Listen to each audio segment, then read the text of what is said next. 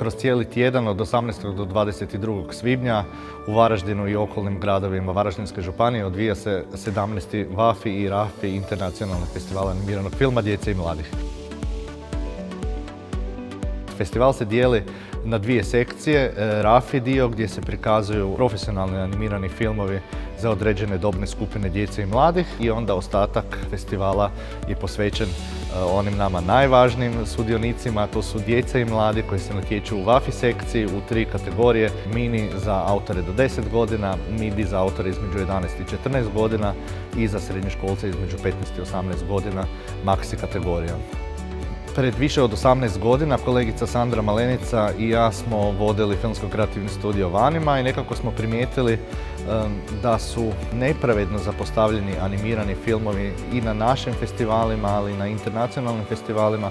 A druga stvar nam je bila odvojiti ove mlađe autore koji imaju primjerice 7-8 godina, ne mogu se natjecati sa srednjoškolcima koji imaju primjerice 15-16 godina.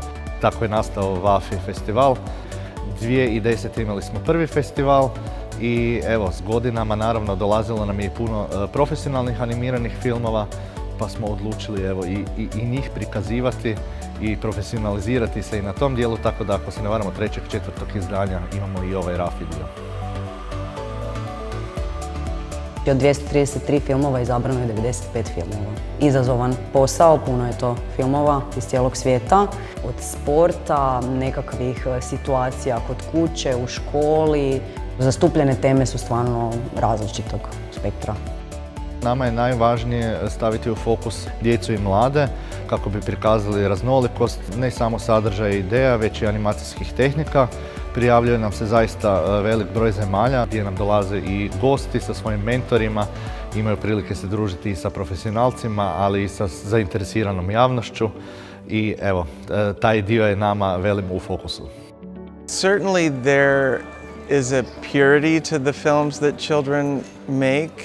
There's just something very authentic and truthful about children telling stories that unfortunately I think today in Hollywood a lot of times there's reasons that films are made that are not the purest.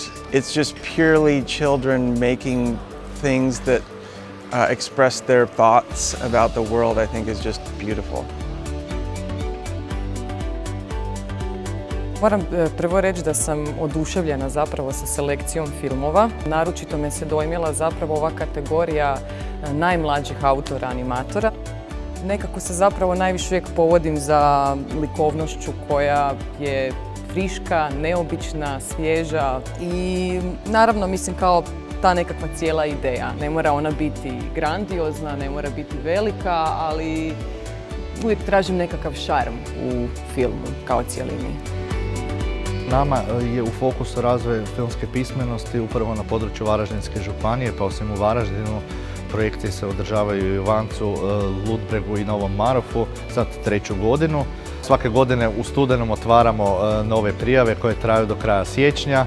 Pripremamo se već sad za 18. izdanje festivala, kad će nam zemlja partner biti Indija.